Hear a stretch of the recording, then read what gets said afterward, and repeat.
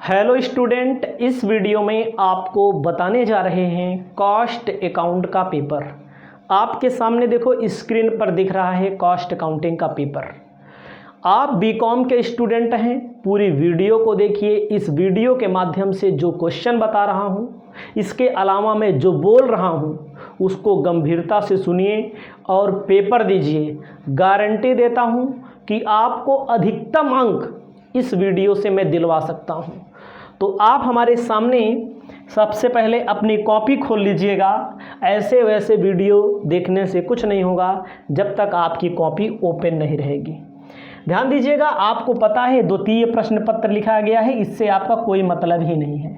Group A लिखा गया है, इससे कोई मतलब ही नहीं है। मतलब है लागत लेखांकन के क्वेश्चन पेपर से, लागत लेखांकन के इम्पोर्टेंट क्वेश्चन से। ठीक है, तो आपको अपनी कॉपी में सबसे पहले लागत लेखांकन लिख लेना है, हिंदी में कॉस्ट अकाउंट कहते हैं। सभी प्रश्नों के उत्तर देना है निर्देशानुसार। पेपर में कैलकुलेटर का प्रयोग किया जा सकता है, इसको आप जान सकते हैं, कैलकुलेटर ले जाया जा सकता है। खंड आ का मतलब होता है आप किसी भी विश्वविद्यालय में पेपर देंगे, अति लघु उत्तरीय प्रश्न पूछा जाता है। वह प्रश्न 5 हो सकता है, वो प्रश्न 10 दिया जा सकता है ना, वो प्रश्न 5-5 नंबर का भी आ सकता है। तो दिया रहता है पेपर में अति लघु उत्तरीय शब्द का जो उत्तर देना है, सभी प्रश्नों का देना है।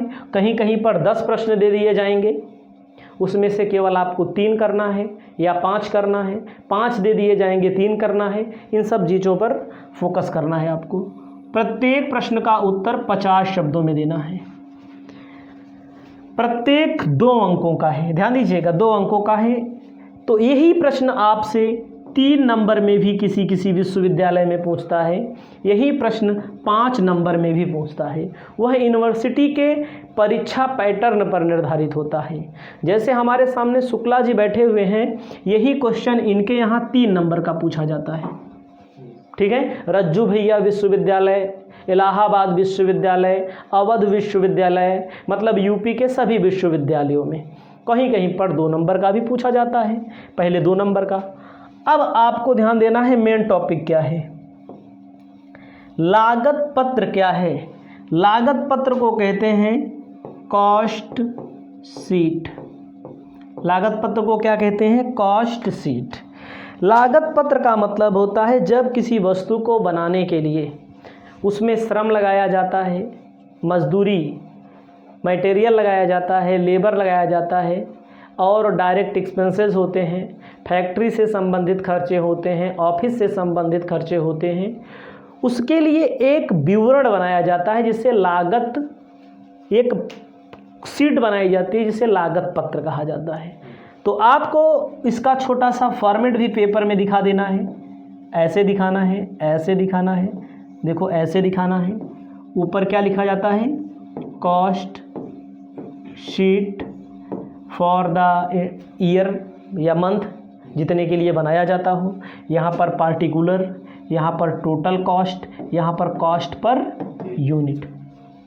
देखो, अगर यही क्वेश्चन 5 नंबर में पूछा गया तो आपको कुछ थ्योरी लिखना है, कुछ न्यूमेरिकल से संबंधित, मतलब इसमें दिखाना है क्या होता है, मटेरियल दिखाया जाता है, लेबर लिखा जाता है। यही क्वेश्चन आपसे 10 नंबर में पूछ सकता है, यही क्वेश्चन आपसे 5 में भी पूछ सकता है, यही क्वेश्चन आपसे 15 में भी पूछ सकता है। अगर 2 नंबर में जैसे इस क्वेश्चन में पूछा गया है तो आपको 50 शब्द में लिख देना है। 3 नंबर में पूछा है तब भी 50 में लिखना है आपको। लेकिन यही अगर आपसे 10 नंबर में पूछता है तो लागत पत्र से आशय और लागत पत्र का नमूना भी आपको बना देना है। याद रखिएगा, ना आता हो तो वीडियो बहुत सारी हमारे पास पहले से ही पड़ी हुई है, बनाई गई हैं हमारे द्वारा। अगला प्रश्न आपके सामने है, सामग्री आवर्त अनुपात क्या है? Material turnover ratio. Material turn over ratio. सामग्री आवर्त अनुपात का मतलब होता है कि आपके संस्था में, आपके उद्योग में कितना मटेरियल आता है और कितना मटेरियल जाता है। ठीक है, कितना मटेरियल आ रहा है और कितना मटेरियल जा रहा है, इसके बारे में आपको लिखना है। अगला प्रश्न कहता है लागत से क्या अभिप्राय है, समझिएगा। यहाँ लागत पत्र पूछा है, यहाँ लागत पूछा है, और गारंटी दे रहा हूँ इसी वीडियो से आपके पेपर में कम से कम 50 से 60 नंबर का आएगा। और लागत से अभिप्राय का मतलब क्या होता है? लागत से अभिप्राय का मतलब होता है किसी वस्तु को बनाने में मटेरियल लगाया जाता है, लेबर लगाया जाता है ना। किसी वस्तु को बनाने में फैक्ट्री से संबंधित खर्च किया जाता है, ऑफिस से संबंधित खर्च किया जाता है। सभी को जब हम जोड़ देते हैं तो उसको क्या कहते हैं? लागत कहते हैं। किसी वस्तु को बनाने में जो खर्च किया जाता है, जिसमें material, labour, direct expenses, indirect expenses, factory overhead, office overhead, इन सबको जब हम जोड़ देते हैं तो उसको लागत कहा जाता है। इतना तो आप लिख सकते हैं, ठीक है। अगला प्रश्न आपके सामने देखो, सब प्रश्न मैं बता रहा हूँ छोटा छोटा। अगला प्रश्न आपके सामने कहता है क्या? उपकार्य लागत विधि क्या है? उपकार्य लागत विधि का मतलब होता है जहाँ पर कोई काम हो रहा है। जब आप ठेका खाता पढ़ेंगे तो उसमें आपको उपकार्य भी मिलेगा। जब किसी मेन कार्य के साथ साथ और कार्य करना होता है और उस पर जो खर्चा आता है उसे उपलागत विधि कहा जाता है। आर्थिक आदेश मात्रा, economic order quantity, order EOQ, समझिएगा EOQ। ई का मतलब इकोनॉमिक, ओ का मतलब ऑर्डर, मात्रा का मतलब क्वांटिटी। पेपर में बहुत पूछा जाता है। असामान्य क्षय किसे कहा जाता है? समझिएगा, ऐसा क्षय जिसको हम पहले से कल्पना नहीं किए रहते कि हमारा नुकसान हो जाएगा। जैसे आपके यहाँ आप सामान्य क्षय का मतलब, अगर आप दूध उबालते हैं तो आपको पता है दूध उड़ जाता है कुछ 5%, 2%, 10% ना। आप पढ़ते होंगे प्रक्रिया खाता के अंतर्गत आता है, प्रोसेस अकाउंट में। लेकिन अगर 5% आपने अनुमान लगाया है और उड़ गया क्या परसेंट? 10%, इसको असामान्य क्षय कहा जाता है। असामान्य क्षय के लिए सूत्र होता है, एबनॉर्मल लॉस का सूत्र होता है, प्रक्रिया खाता के अंतर्गत पढ़ाया गया है। फीफो क्या है? फीफो का मतलब जो सामग्री पहले आती है उसको पहले बेचा जाता है। फीफो के स्थान पे लीफो भी आपसे पूछ सकता है, हीफो भी आपसे पूछ सकता है, समझ रहे हैं। इससे मिलती मीफो भी आपसे पूछ सकता है, समझिएगा। फर्स्ट इन फर्स्ट आउट का मतलब होता है जो सामान, जैसे किसी किराने स्टोर में ब्रेड आता होगा बिकने के लिए, जो सामान, जो ब्रेड पहले आया है बिकने के लिए उसको पहले बेचा जाता है। क्यों? क्योंकि वो ख़राब होने का डर रहता है। सीमेंट के दुकान के लिए जहाँ वस्तु को जल्द ख़राब होने का डर रहता है वहाँ पर फीफो का मेथड का यूज किया जाता है, ठीक है। मूल लागत से क्या आप समझते हैं? मूल लागत का मतलब जब किसी वस्तु को बनाने के लिए मेन लागत लगाई जाती है तो उसको मूल लागत कहते हैं। मूल लागत का सूत्र होगा, आपको बताना है, प्राइम कॉस्ट का फॉर्मूला होगा डायरेक्ट मटेरियल, फिर डायरेक्ट लेबर, डायरेक्ट एक्सपेंसेस। इन सबको हम जब जोड़ देते हैं तो क्या निकल के आता है? मूल लागत। प्रत्यक्ष सामग्री, किसी सामान को बनाने के लिए जो मेन खर्चा होता है, मेन इतना मैं नहीं लिखना है, उसमें लिखना पड़ेगा डायरेक्ट मटेरियल लगता है, लेबर लगता है, डायरेक्ट एक्सपेंसेस लगता है। इन सब को जोड़ने पर जो खर्चा आता है, जो कॉस्ट आती है, उसको मूल लागत कहते हैं। अगला है ठेका लागत क्या है? ठेका लागत का मतलब क्या होता है? ठेका लागत का मतलब होता है जब हमें किसी भी व्यक्ति को, किसी भी संस्था को कोई कार्य करवाना होता है, कोई काम करवाना होता है, तो वो कई जगहों पर पहले पूछताछ करता है ना। तो वो इकट्ठा दे देता है किसी व्यक्ति को, किसी कंपनी को, वो काम को कर करके पूरा देगा। उसको उसके बदले में उसका ठेका मूल्य होता है। उसको ठेकेदार, जो व्यक्ति ठेका लेता है उसको क्या बोलते हैं? ठेकेदार कहा, उसको ठेकेदार कहते हैं ना, कॉन्ट्रैक्टी कहा जाता है। और जो व्यक्ति ठेका देता है कॉन्ट्रैक्टर कहा जाता है। इसके बारे में आपको लिखना है 50 शब्द में। समूह लागत का मतलब होता है जहाँ पर इकट्ठा कई सामान बन रहे हैं। किसी भी फैक्ट्री में कुर्सी भी बन रही है, टेबल भी बन रही है ना। इन सभी चीज़ों पर जो लागत लगती है उसको समूह लागत विधि कहते हैं। समझिएगा, इन सारी चीज़ों का पूरा वीडियो है। जो स्टूडेंट भविष्य में कभी भी, जैसे आप भविष्य में एम.कॉम करना चाहें, बी.कॉम फाइनल ईयर में जा रहे हैं, तो आपको अगर अच्छी पढ़ाई की ज़रूरत है तो आप हमसे मिलिए। ये नंबर है, और नंबर आपको ये भी मैं बता दूं, पेड कोर्स दे देता हूँ फ्री में भैया, यूट्यूब पर ही जो मिलेगा सो मिलेगा, क्योंकि फालतू लोग अगर फ़ोन करेंगे तो उससे समस्या आती है। ठीक है, जिनको बढ़िया से पढ़ना हो वही संपर्क करें। अब खंड बा आता है। खंड बा में क्या कहा गया है? सभी प्रश्नों के उत्तर दीजिए। प्रत्येक प्रश्नों का उत्तर कितने में देना है? 200 शब्दों में देना है। अगर आप थ्योरी लिखेंगे तो 2 पेज आपको लिखना पड़ेगा, उसमें कोई कोर कसर अगर आप छोड़ते हैं तो आपकी कमी मानी जाएगी। ठीक है, 10 अंक का मिलेगा। यही चीज़ आपके यहाँ 9 अंक का भी हो सकता है प्रश्न, वो अलग बात है। लागत लेखांकन क्या है, इसको ज़रूर पढ़ लीजिए। लागत, पहले लागत किसी वस्तु को बनाने में जो खर्च आता है, जिसमें material, labour, direct expenses, indirect expenses, factory overhead, office overhead, selling and distribution overhead, इन सब चीज़ों को जोड़ते हैं तो उसको लागत कहते हैं। उसको लिखने की जो सिद्धांत है, लिखने की जो कला है, उसको लागत लेखांकन कहा जाता है। लागत लेखांकन का महत्व आपके पेपर में आपसे पूछ सकता है। लागत लेखांकन के महत्व में समझिएगा, तो जैसे आपको बताना पड़े किसी वस्तु की लागत ज्ञात करना, कुल लागत ज्ञात करना, प्रति इकाई लागत ज्ञात करना, लाभ का निर्धारण करना, फैक्ट्री ओवरहेड का निर्धारण करना ना, ऑफिस ओवरहेड का निर्धारण करना, क्षय का पता लगाना, ये सारी चीज़ें तो आपको पढ़ना पड़ेगा। ठीक है, अब आप समझिए, आपको इम्पोर्टेंट क्वेश्चन के थ्रू हम इतना सारा चीज़ बता रहे हैं। अगला क्वेश्चन में कहता है, निम्न सूचना से मितव्ययी आदेश मात्रा EOQ तथा वर्ष में दिए जाने वाले आदेशों की संख्या मालूम करनी है। ये आपका थ्योरी है। अगर आप थ्योरी नहीं कर पाते, इसको करना है तो 2 पेज में, ये आपका 1 पेज के अंदर ही आ जाएगा। इसका आप सवाल लगा लीजिएगा। ठीक है, ना सवाल आए तो आप हमें ज़रूर बताइए। कहता है सामग्री नियंत्रण क्या है, इनका उद्देश्य लिखिए। सामग्री नियंत्रण का मतलब होता है किसी भी फैक्ट्री में सामग्री कम खर्च हो ना, उस पर कंट्रोल किया जाता है, सामग्री नियंत्रण। भैया ये थ्योरी है, ज़्यादा अगर अभी बताएंगे तो पूरा वीडियो इसी में चला जाएगा, तो आपको कुछ ना कुछ अपनी तरफ से काम करना है। कहता है एक श्रमिक को 8 घंटे में एक काम पूरा करने के लिए 2 रुपया 50 पैसा प्रति घंटा की दर से पारिश्रमिक दिया जाता है। यदि वह 6 घंटे में उस कार्य को पूरा कर लेता है तो हाल से योजना।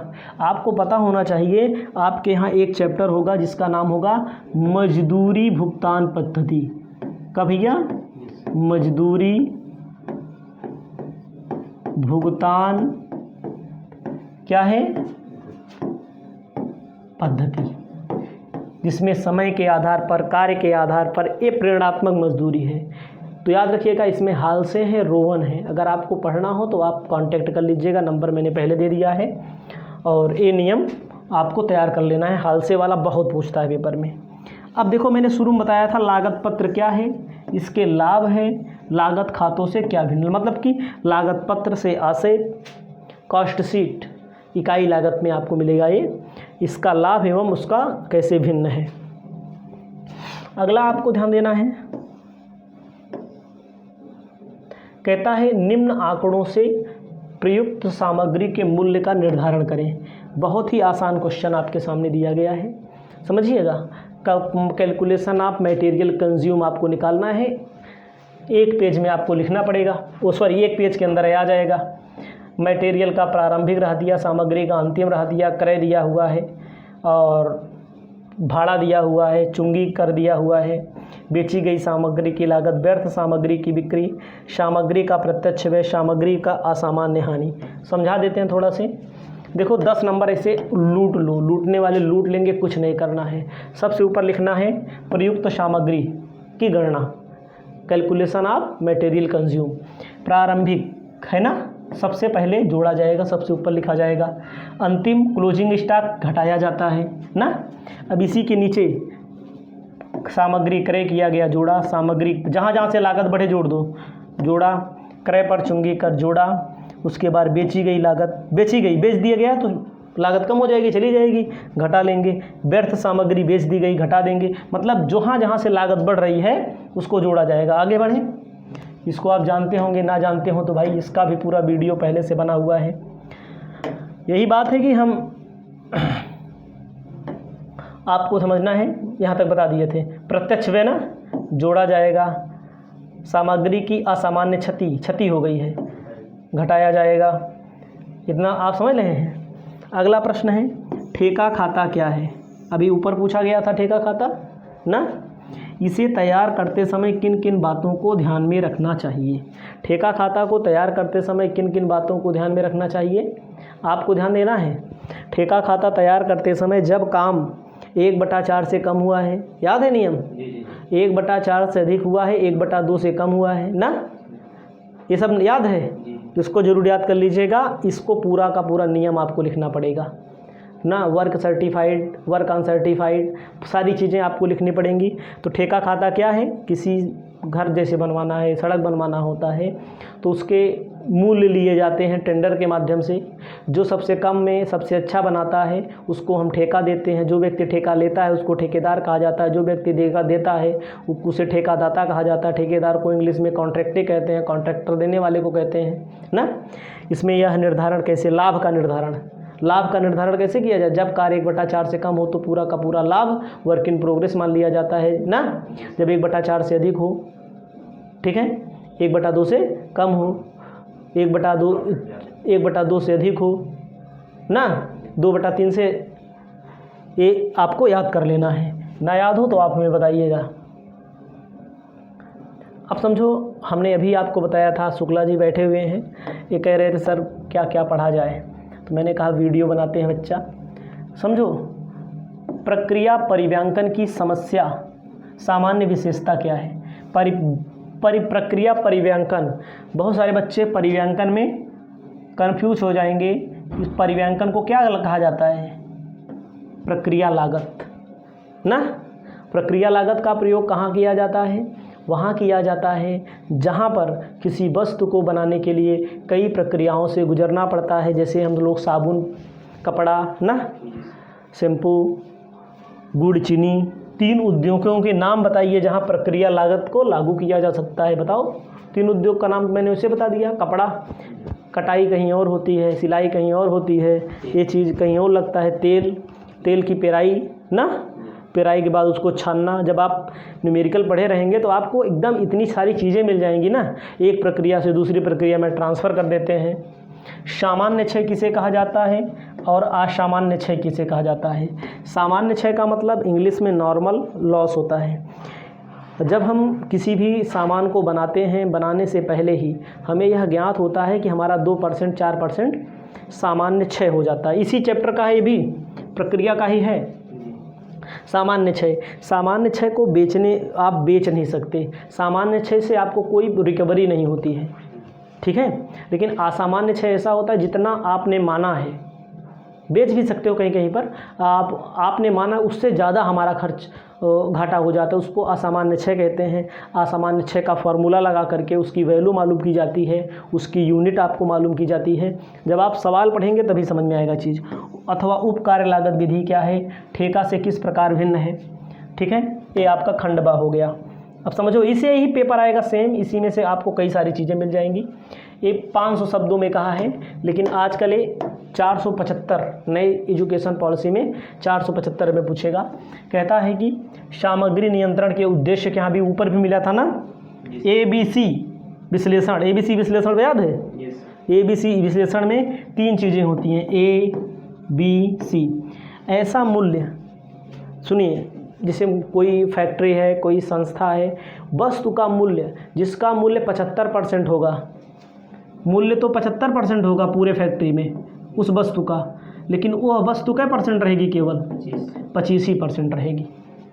मतलब कि वस्तु का मूल्य ज़्यादा रहेगा और उसकी क्वांटिटी कम रहेगी। अगले में क्या रहेगा, 75 से 25 हो गया।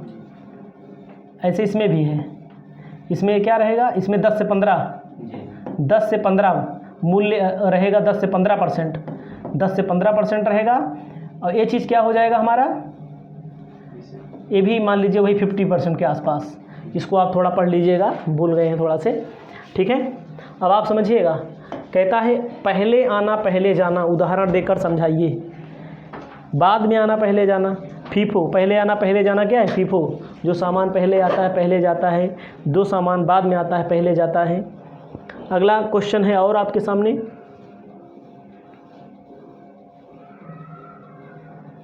बहुत इंपॉर्टेंट क्वेश्चन आ गया है 9वां।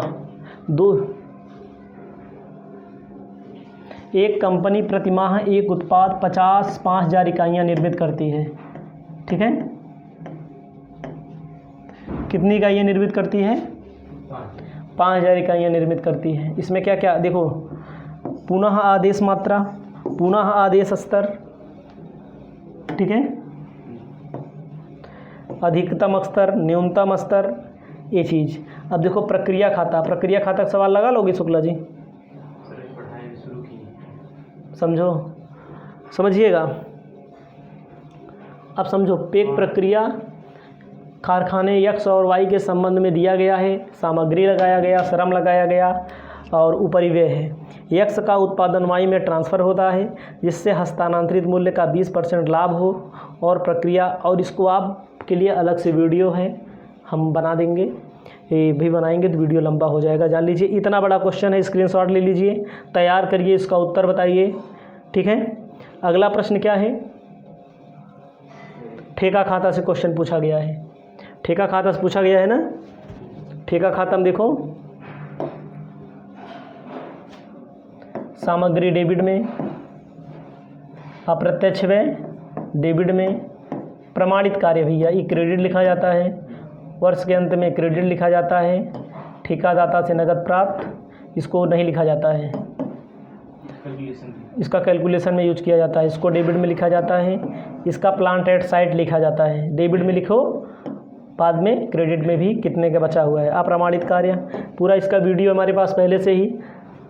अब एक क्वेश्चन है, ठेका मूल्य 3,50,000 रुपया है, तो इसमें ठेका मूल्य प्रमाणित कार्य का कितना परसेंट है? प्रमाणित है 3,50,000, आधा 1,75,000 ना, 1,75,000, 1/4 से कम काम हुआ है, नहीं ज़्यादा हुआ है, ज़्यादा हुआ है। तो इसमें आपको लगाना है, जो दिक्कत हो आप हमें ज़रूर बताइए।